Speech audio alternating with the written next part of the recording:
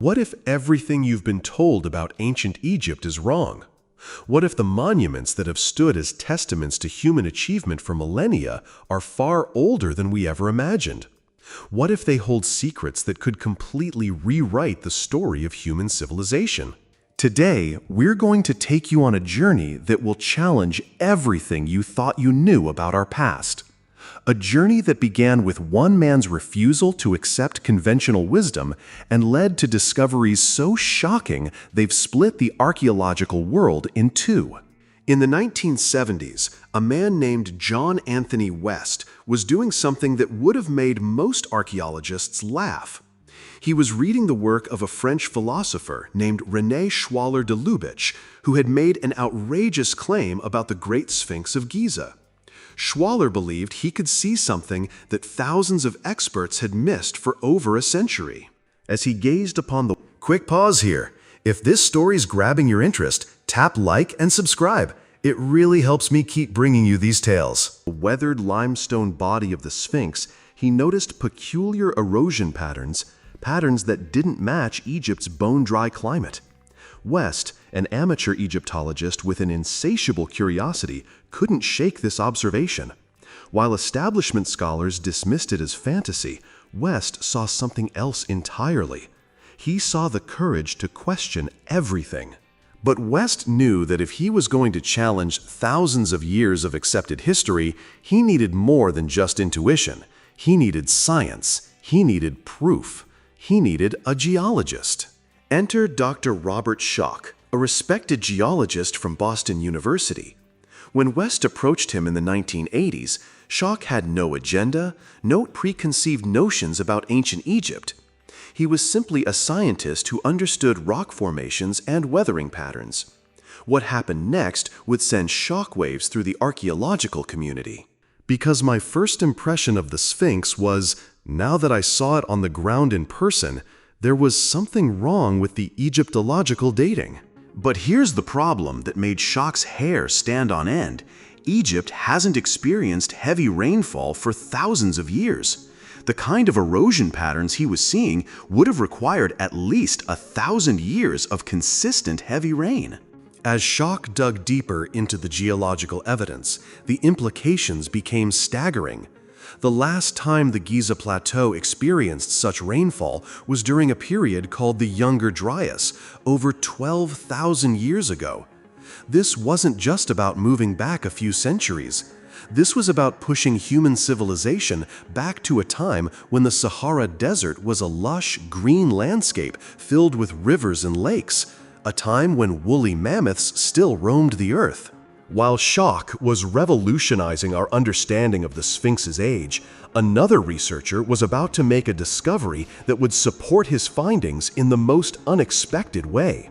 Robert Bauval, a construction engineer with a passion for astronomy, was studying the layout of the three Great Pyramids when something extraordinary caught his eye. The pyramids weren't just randomly placed on the plateau. They formed a perfect map of something in the sky. It was known that there existed shafts. I didn't know this too well at the time, but there was a shaft pointing to Orion's belt when the pyramid was constructed. But Bauval's discovery went even deeper. Orion wasn't just any constellation to the ancient Egyptians. It was Sahu, the celestial form of their most important god, Osiris. The ancient Egyptians believed in a principle, as above, so below. They had built a massive representation of their most sacred deity right here on Earth. But when Bauval used computer software to track the movement of the stars backward through time, he made a discovery that would link his work to Schoch's in the most remarkable way. The pyramids' alignment wasn't perfect for 2500 BCE when they were supposedly built. But when he rewound the stars to 10,500 BCE, the same period Schoch had identified for the Sphinx, everything locked into place with mathematical precision. As if the geological and astronomical evidence wasn't enough, the researchers uncovered yet another piece of this ancient puzzle. And this one was hiding in plain sight on the very face of the Sphinx itself. For decades, experts have noted something odd about the Sphinx. Its head seems disproportionately small compared to its massive lion's body. What if that wasn't the original design? Graham Hancock and his colleagues believe the Sphinx once had the head of a lion, not a pharaoh. Over thousands of years, as the original head eroded beyond repair, it was recarved into the royal headdress we see today. The Sphinx targets directly the rising sun on a very special day of the year, dawn on the spring equinox. But here's where it gets truly extraordinary. In 10,500 BCE, when the Sphinx was allegedly created, the constellation Leo, the lion, would have been rising directly behind the Sphinx during the spring equinox. By 2500 BCE, when conventional archaeology says the Sphinx was built, the dominant constellation would have been Taurus, the bull. If you were creating an equinoctial marker during the supposed reign of the pharaohs, you would carve a bull, not a lion. The Sphinx's lion form only makes astronomical sense if it was created during the age of Leo, 12,500 years ago. The evidence was mounting, but the most compelling proof was yet to come. Right next to the Sphinx stand two massive megalithic temples, the Valley Temple and the Sphinx Temple. These structures contain limestone blocks weighing up to 100 tons each. But here's what makes these temples extraordinary evidence for the ancient age theory. They show the same water erosion patterns as the Sphinx itself. Even more shocking, when later dynasties tried to renovate these temples, they faced a mystery that would puzzle archaeologists for generations. The granite blocks that were added during known historical periods had to be deliberately cut and shaped to fit into existing erosion patterns on the original limestone. Think about what this means. The ancient renovators found these temples already weathered and eroded. They were working around damage that had occurred thousands of years before their time. This wasn't just geological evidence anymore. This was architectural proof that these structures had stood through millennia of weathering before the dynastic Egyptians ever set foot on the Giza Plateau. No investigation of Giza's mysteries would be complete without examining the Great Pyramid itself. 6 million tons of precisely cut limestone aligned to true north with an accuracy that rivals modern surveying equipment. But unlike every other pyramid built in Egypt's known history, the Great Pyramid contains something remarkable: nothing. No hieroglyphs, no inscriptions, no royal cartouches proclaiming which pharaoh built it, just silence carved in stone. Every pyramid built during Egypt's historically documented periods is covered with inscriptions, religious texts, and royal proclamations. The Great Pyramid stands in stark contrast, ancient, anonymous, and mysteriously empty. The only evidence linking it to Pharaoh Khufu is a piece of graffiti found in a sealed chamber by British adventurer Howard Vyse in the 1800s. But even this evidence is disputed.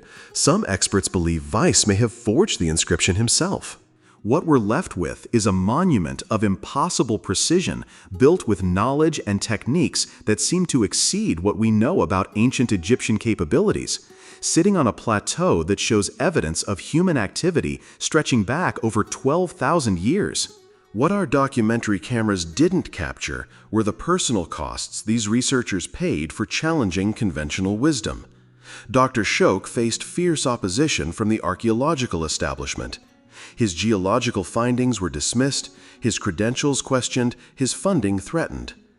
There were times he wondered if pursuing this truth was worth sacrificing his academic standing.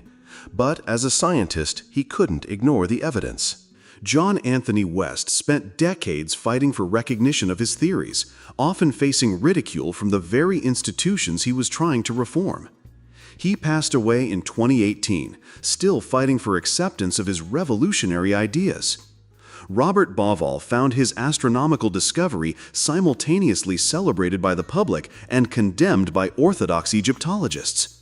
The split created a painful divide in his professional relationships. These weren't treasure hunters or conspiracy theorists.